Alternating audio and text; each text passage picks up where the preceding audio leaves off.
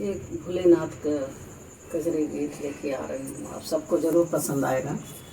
12 बज के 12 मिनट पे 12 बज के 12 मिनट पे भोला काहे आसनवा डोलेला हो, भोला काहे आसनवा डोलेला।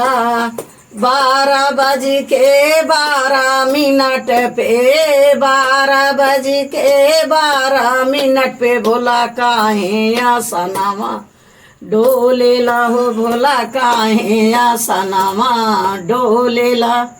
हमरे दुआरे वा लंगड़ा पुकारे, हमरे दुआरवा गौरा लंगड़ा पुकारे, गौरा वैसे आसनवा डोलेला हो, गौरा वैसे आसनवा डोलेला।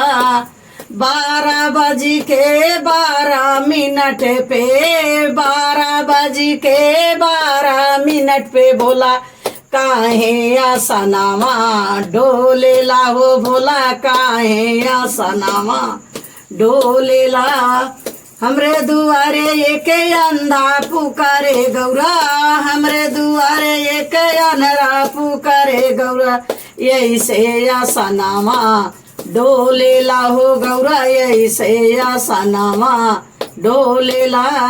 12 बज के 12 मिनट पे 12 बज के 12 मिनट पे भोला काहे आसनवा डोलेला हो, भोला काहे आसनवा डोलेला।